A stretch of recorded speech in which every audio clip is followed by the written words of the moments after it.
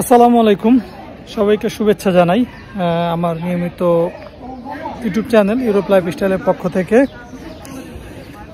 গত ভিডিওতে বলেছিলাম যে আসলে নেক্সট ভিডিওতে আর কি যে একটা বিষয় নিয়ে কথা বলবো, যেটা আর কি একটি ছোট ভাই, কাছের মানুষ, তাকে নিয়ে অর্থাৎ অ্যাড মেডিকেলের পেপারস জমা দিতে যে একটি আর কি ঘটনা বা যেটা আর কি শেয়ার করার দরকার নতুনদের জন্য, যেটা খুবই গুরুত্বপূর্ণ আমি মনে করি। বা অ্যাড মেডিকেলটা আসলে যারা আমরা নতুন আসি অনেকে আসলে বুঝি না, যার কারণে এটা আমরা বুঝে উঠতে পারি না, এটা পরবর্তীতে গুরুত্ব দেই না। যেমন আমার বেলায় হয়েছিল, যারা ফ্রান্সে যাদের কাগজ আছে বা ফ্রান্স যারা পাসপোর্টধারী বা তাদের তো আসলে চিকিৎসাটা সাধারণত ফ্রি, তাদের যে অর্থাৎ ভিটাল কার্ড আছে, তাদের পেপারস আছে, তারা যে কোনো সময় চাইলে তারা চিকিৎসাটা গভর্নমেন্টের কাছ থেকে অর্থাৎ ফ্রি পাচ্ছে।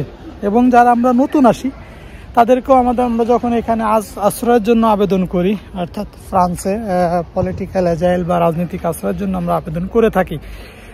তো যে আবেদনটা করার পরে দেখা যায় যে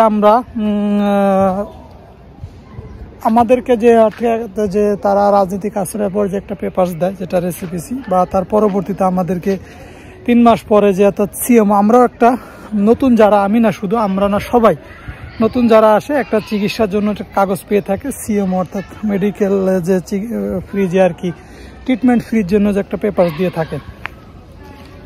এটা সাধারণত অর্থাৎ 1 মাস মেয়াদ থাকে। হ্যাঁ, তো যাই হোক, এটার জন্য আপনার অনেক কিছু ফ্যাসিলিটি পাওয়া যায়, যেটা আর কি দেখা যায় যে আপনার যখন আমরা মেট্রোতে চলাচলতে করি 75% ডিসকাউন্ট পাওয়া যায়। দেখা যায় আপনি 21 ইউরো বা 22 ইউরো ঢুকাইলে প্রতি মাসে আপনি পুরো মেট্রো বাস দিন-রাত 24 ঘন্টা আপনি পুরো প্যারিসে ব্যবহার করতে পারতেছেন।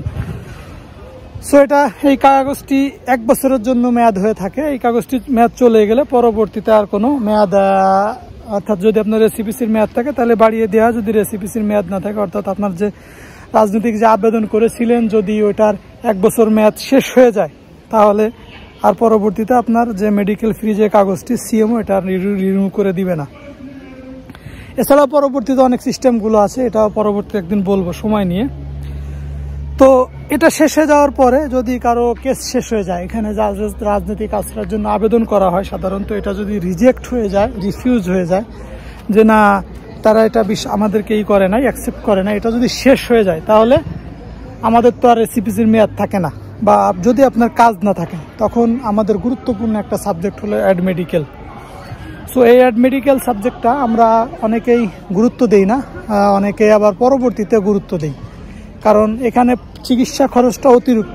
আমরা সকলেই জানি, যারা এখানে বিশেষ করে বসবাস করি, চিকিৎসার খরচটা অতিরিক্ত খরচ চিকিৎসার জন্য। তো যদি এই চিকিৎসাটা আমরা অ্যাড মেডিকেলটা সময় মতো না করি, তাহলে আমাদের ব্যক্তিগত তরফ থেকে এটা খরচটি বহন করতে হয়, এবং যেটা পরিমাণ অনেক হয়ে দাঁড়ায়।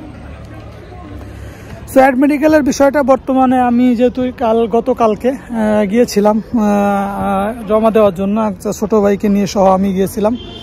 তো প্রথম অ্যাড্রেসে গেলাম, তার প্যারিস 15 অ্যাড্রেসে যাওয়ার পরে সেখান থেকে সাজেস্ট করলো আরেকটা অ্যাড্রেসের অফিসে, সেখানে গেলাম। সেখান থেকে 17 পাঠালো, 17 থেকে পাঠাইলো প্যারিস 12-তে।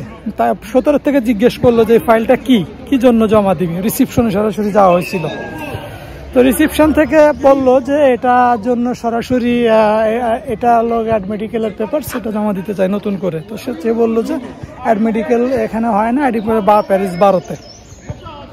তো এটা একটু সবাই কাউন্ট করে নেবেন। আর যদি কারো নতুন যারা অ্যাড্রেসটা প্রয়োজন হয়, আমি অবশ্যই শিরোনাম ডিসক্রিপশনে অ্যাড্রেসটা দিয়ে দিব, যেখানে আর কি অ্যাড মেডিকেলের যে ওইখানে অ্যাড্রেসটা দেওয়া আছে, যারা ওইখানে যে জমা দিতে পারবেন। ওইখানে যে বুথ আছে, তো যেহেতু আমরা বুথে জমা না দিয়েছি, কিন্তু বুথে জমা দেওয়ার আগে ভিতরে রিসিপশনে ফাইলগুলো দেখিয়েছিলাম যে ঠিক আছে কিনা, চেষ্টা করেছিলাম। তো তাদেরকে দেখানোর পরে পরবর্তীতে এটা সুন্দর করে গুছিয়ে সে বললো যে এখানে একটা বক্স আছে ভিতরে এবং বাহিরে, যে কোনোটা জমা দিলে এটা আমরা বিকালে কালেক্ট করব। তো যাই হোক, তাইলে অ্যাড মেডিকেলটা আপনার জন্য গুরুত্বপূর্ণ একটা বিষয়, আপনারা সকলেই জানেন।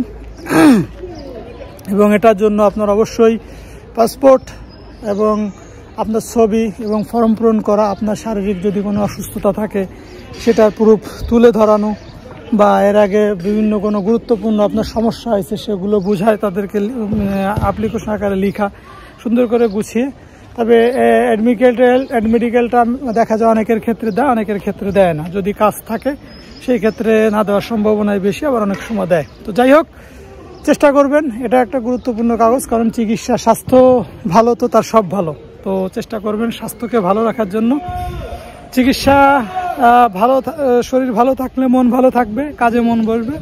সেক্ষেত্রে অবশ্যই স্বাস্থ্যটা ভালো থাকার দরকার, সুস্থ থাকার দরকার। ভালো থাকবেন, সুস্থ থাকবেন। পরবর্তী ভিডিও নিয়ে আবার হাজির হবো ইনশাল্লাহ খুব শীঘ্রই। আজকের মতো শেষ করছি। আসসালামু আলাইকুম।